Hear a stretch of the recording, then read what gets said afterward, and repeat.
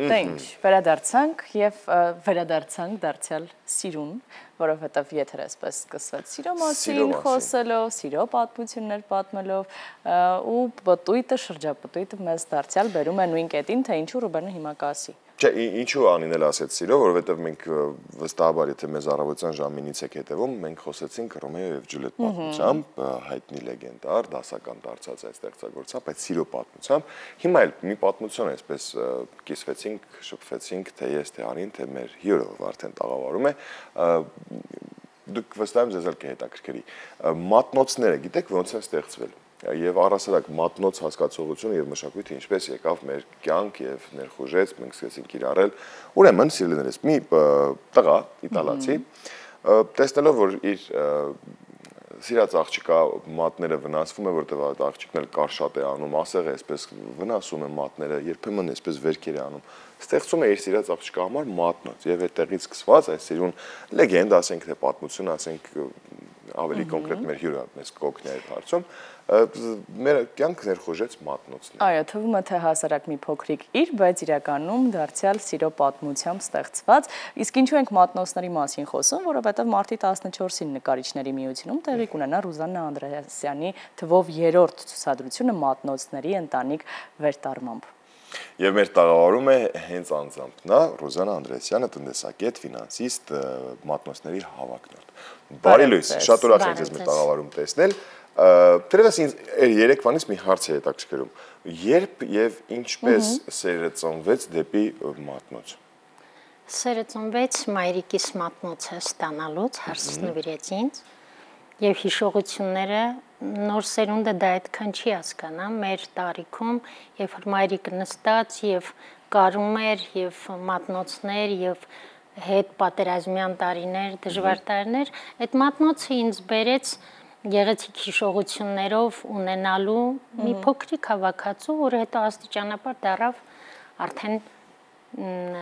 սեր, որ ես տարածեցի իմ ընկերների հարազատների մեջ ու բոլորը սկսեցին ինձ անդադ մատնոցներ նվիրել։ Մայրիկից սկսվեց պատմությունը, իսկ հետո կհիշեք ինչպես եղավ ու հենց այդ հավաքածուն հավաքելու մոտիվացիան ինչպես շարունակվեց, ինչ մատնոցների հանդիպեցիք, ինչպես որոշեցիք։ Ինձ առիթ վիճակվեց Գերմանիայի Կրենգլինգեն քաղաքում կա մատնոցների թանգարան այցելելու եւ իհարկե առաջանում ազարտ քո մեջ, որ դու տեսնում ես, որ դու էլ կարող ես այդ գեղեցկություն ունենալ եւ ինչու ոչ։ Մեր տարածաշրջանում չկա, բերել նաեւ հայրենիք։ Բայց եթե անկեղծ լինեմ, դուք էլ որ քիչ առաջ կիսվում եք ձեր հիշողություններով, հենց մայրիկի հետ կապված։ Ես էլ հիշեցի, որ մայրս կամ նույն տատիկս շատ հաճախ էին այդ մատնոցներով։ Ես խաղում էի, դե հագնում էի, այսպես իբրև զինվորներ, այդպես մատների, sense խաղում էի ու այդ մատնոցները մեր տանն էլ կային։ Բայց դրանք շարքային մատնոցներ էին, ուղղակի աշխատանքային, որպեսզի ձեռքի տակ լինեն։ Ես ասեմ ձեզ, որ ես հիմա մի հատ հետաքրքիր ծրագիր ունեմ, մարդիկ իրանց մեծերի, նախնիների մատնոցները, եթե իրանց մոտ մնում է, դա իրանց հետաքրքիր չի, ես գրում եմ ում մատնոցն ա եղել եւ ինձ մոտ պահում եմ։ Եվ այնքան հետաքրքիր է, երբ որ ցուցադրությանը դու տեսնում ես, անունը ոչինչ չի ասում, բայց դու գիտես, որ դա արել է, ունեցել է մարդ, որը ունեցել է ընտանիք, սիրել է, ապրել է հայրենիքում, ստեղծել է, շատ հետաքրքիր է, պահպանել նաև հինը, ինչու ոչ։ Երբ նախքան եթերը մենք ձեզ հարցրեցինք, այ ճիշտ է այդ պատմությունը, որ մի տղա է ստեղծել իր սիրելիի համար, ասացիք դա լեգենդ է, բայց ուրիշ կերպ չէր կարող լինել մատնոցը սիրո մասին, ինչու եք այդպես կարծում։ Մատնոցը սիրո մասին է, որտեվ ես հենց այդպես էլ կարծում եմ, որտեվ մատնոցը եղել է նշանի մատանի նաև։ Ինքը եղել է, տեսեք, ես հիմա ցույց տամ ձեզ մատնոցը, որը տալել են հարսնացուի մոտ, եւ եթե հարսնացուն տվել է համաձայնությունը, ինքը կտրել են կեսից, մի մասը մնացել է ընտանիքում որպես հիշատակ մատնոց, իսկ մյուս մասը դարել է մատանի, որը հագցրել են եւ անպայման նշվել է հարսնացուի անունը եւ տարեթիվը, երբ որ նա ամուսնանում է։ Մատնոցները հետաքրքիր են։ Ինչու մշակույթը հիմա չի պահպանվում մեզ մոտ։ Չի պահպանվում, որովհետև կարի մեքենաները մտան մեր կյանք եւ Ամեն դեպքում, բայց մենք ունենք հրաշալի հնարավորություն ձեր շնորհիվ եւս մեկ անգամ թարմացնելու, մարդկանց այդ պատմությունը փոխանցելու, այդ ջերմությունը, այն սերը, որ նաեւ դուք եք նշում, արդեն երրորդ անգամ։ Առաջին անգամ, եթե չեմ սխալվում, նկարիչների միությունում եղավ ցուցահանդեսը, ինչքան էր այդ ժամանակ հավաքածուն։ 1700 էր։ 18 թվականին 1700 հատ էր։ Դրա հիման վրա ոչ թե ես քանակապես եմ իրենց աճեցրել, այս իրանք նաև որակապես են աճել, այսինքն իրենք դառել են նաև թեմատիկ։ Եղել են շատ հետաքրքիր եւ որը ես կարծում եմ բոլորին կհետաքրքրի։ Հետո արդեն 19 թվականին կարծես երկրորդը 19 թվականին 3500 հատ եւ հետո ժամանակին վիրուսներ, պանդեմիա, մենք միաժամանակ լռություն եւ հիմա նորից Արդեն մոտենում ենք 8000-ի շենին։ Եվ ցուցադրությունը, որ հիմա պետք է տեղի ունենա մարտի 14-ին, կոչվում է Մատնոցների ընտանիք։ Ինչով է այն առանձնանալու։ Նա առանձնանալու է, որտեղ հիմա ես ունեմ նաև շատ մատնոցներ, որոնք ինձ համար պատրաստվել են եւ որոնք տիկնիկներ են, տատիկներ են մատնոցներով, ես բերել եմ տարբեր երկրներից իմիջիալոց այդ մեզ մոտ չի ընդունված, բայց ամբողջ աշխարհում դա շատ ընդունված։ Խոսքը սրանց մասին է։ Իրանք մատրոշկաներ են, ոչ, իրանք տիկնիկներ չեն, իրանք մատրոշկաներ են, բացվում են, ռուսական մատրոշկաներ են։ Իրանց մասին չի։ Այսրանք շատ հետաքրքիր ֆեյաներ են մատնոցների վրա, թվում է իրանք խաղալիքներ են, բայց իրանք խաղալիքներ չեն, որտեղ ամեն մեկի դեմքին իր բնավորության գիծը ու իր ապրած կյանքը արտացոլվում է։ Եթե չեմ սխալվում, այսինքն վստահաբար չեմ սխալվում, որտեղ մեր զրույցից առաջ դուք էլ նշեցիք, կա անգլիացի մի հավաքորդ, որը իր հավաքածուի թիվը հասել է 32000-ի։ Գինեսի ռեկորդների գրքում կա այդ հավաքորդը, անունը չի նշվում, բայց հավաքորդը կա։ Բայց ազգությամբ անգլիացի։ Անգլիացի։ Եվ որքանով որ մենք հասկացանք նախքան մեր հարցազրույցը, անգլիացիների մոտ այս մշակույթն ավելի տարածված, եւ առաջի հավաքորդները եղել են անգլիացիներ։ Ճիշտ ամատնոցները ստեղծվել են Նյունբերգում, Հոլանդիա, Գերմանիա, բայց հավաքորդները սկսվել են Անգլիայից, որովհետեւ Վիկտորիա թագուհու ժամանակ Երբ որ միջոցառում ա եղել, այդ միջոցառմանը նվիրված մատնոց ա թողարկվել,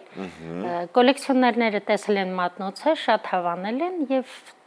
սկսել են իրենք հավաքել։ Այսինքն չի ստեղծվել մատնոցը Անգլիայում, բայց հավաքորդները սկսել են ընդեղից։ Այնտեղ մշակույթը ակտիվացել։ Ես նաեւ նկատեցի, երբ դուք մուտք գործեցիք տաղավար, ձեր այս հետաքրքիր զարդը եւ ձեռքի իհարկե մատանին, որը որ մատնոցով է, սրանք պատրաստված են հենց ձեզ համար, թե կա այսպիսի մշակույթ մեզանում։ Մշակույթ մատնոցների չունենք, ունենք նախշազարդերի մշակույթ, հատիս կենտրոնն է, որը ուղղակի ինձ նվիրել են նաեւ մատնոցով։ Սա ընդունված է եղել կամ ընդունված են մատնոցով զարդերը։ Եվ ես կարծում եմ, որ եթե սկսեն ինձ շատ նվիրել, մեր մոտ էլ մշակույթը կզարգանա, որտեղ լավ վարպետները կարողանում են Այս վարպետների մասն է ես խոսել, եթե չեմ սխալվում, դուք ունեք շատ լավ վարպետ հենց Ռուսաստանում, ռուսաստանաբնակ վարպետ, որի մոտ շատ հաճախ նաև ձեր պատվերներն եք դուք կատարում։ Մեր երկրում կան վարպետներ կամ մեր երկրում ըստ ձեզ երբ կկարողանանք արդեն զարգացնել այս մշակույթը, որտեղ մենք էլ շատ այս մշակույթը զարգանա, իր առաջնահերթությունը պետք է լինի մեր երկրում։ Ես հույս ունեմ, որ իմ ցուցահանդեսների միջոցով շատ մարդկանց մոտ կառաջացնեմ այդ մշակույթը զարգացնելու ցանկությունը, թե չէ մեր մոտ այդքան զարգացված չի։ Տիկին Անդրեասյան, իսկ Հայաստանը ինչ պատմություն ունի առհասարակ մատնոցների հետ կապված։ Մենք արդյոք ակտիվ ենք եղել կամ այս մշակույթին մոտ ենք եղել։ Ժամանակին урարտական հին բնակավայրերի տեղում պեղումներ են կատարվել եւ հայտնաբերվել են մատնոցներ, ճիշտ է մեր մոտ թանգարաններում, որը փնտրում ես հին մատնոցներ համարյա չկան, Դիլիջանի ազգագրական թանգարանում կա, ես գնացի Դվին, փաստորեն Դվինում չէր պահպանվել, բայց Ուրարտուում եղել են։ Այսինքն դեռ Ուրարտուում եղել են, որոնք հիմա պահպանվում են այդ մատնոցները մեր ազգային հայկական թանգարաններում։ Ձեզ հանդիպած ամենահետաքրքիր նմուշը որտեղ է եղել եւ ինչու է այն ամենաշատը ձեզ գրավել։ Ինձ գրավել են դիմակները, որտեղ դիմակներն ինչ են իրենց ներկայացնում։ Պաշտպանական վահան։ Մարդը երբ է ծածկում դիմակով, երբ որ չի ուզում իր իսկական պատկերը երևա։ Այնպես խառը ժամանակներ են կապրում, որ հիմա բոլորը դիմակներով են բան գալիս։ Եվ պատմի թե ով ինչից է։ Մեծ հաշվով բոլորը վախենում են եւ փորձում են ինչ-որ մի բան քողարկել։ Շատ հետաքրքիր մատնոցներ կան, վենեցիական դիմակների մատնոցները շատ հետաքրքիր են, կան չեխական իրենց խրուստալից բյուրեղապակու մատնոցներ։ Հիմա որ դուք ինձ խոսեցնեք, եթերը ձեր չի երիքի, որտեղ ես այդ թեմայով անընդհատ ասելիք ունեմ։ Ավելի լավ է մի անգամ տեսնել։ Տեսնելը իր հերթին, բայց քանի որ մենք էլ առիթ ունենք, անպայման ուզում ենք ձեզ զրուցենք, որովհետև իրականում շատ գեղեցիկ մշակույթ է նախ սա, եւ երկրորդը մենք հայրը շատ հեռու չենք այս մշակույթից, նույն մատնոցների կրողներից սկսած, եւ երրորդը մենք մեծ հույս ունենք, որ մոտորերս մենք այդ Գինեսի ռեկորդն ենք հաղթարելու այդ շեմը ու անցնենք ու մենք էլ կարողանալու ենք մեր հավաքածով զարմացնել աշխարհին։ Խոսենք նաև մատնոցների աշխարհ գրքի մասին, որովհետև նաև 2015 թվականին այն հրապարակվեց, կա այդ գիրքը հիմա նաև վաճառքի եւ լինելու է արդյոք այս նոր ցուցահանդեսին։ Ես ինքը ավելի շուտ գիրքը նվիրելու համար էր։ Ես չեմ վաճառել, ինքը նվիրելու նպատակ ուներ, բայց իհարկե պլաններում ես ունենալ նաև հանրագիտանի նման, որտեղ կներառվեն իմ ունեցած, հիմա արդեն ունեցած բոլոր մատնոցները։ Ես հետաքրքիր պատմություն եմ ուզում ասել, որ մատնոցները երազահաններումն էլ կան գրանցված։ Երբ որ երազիդ մատնոց ես տեսնում, դա նշանակում է քո գործերը, որտեղ մատնոցն ինչ է, պաշտպանիչ է, չէ՞, նշանակում է քո գործերը հաջող են գնա։ Եվ հաջողությունը քեզ ուղեկցելու է։ Եվ ծանր գործերը, որոնք քեզ սպասում են, դու ավելի թեթև ես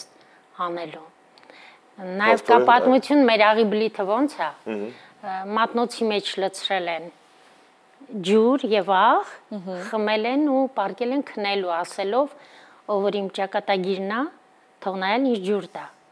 Մեր աղի բլիթն էլ չէ, ունի այդ նպատակը։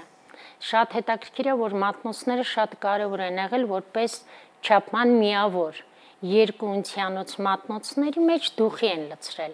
Եթե դուխին դրանից ավել են արել իրանց վրա, դա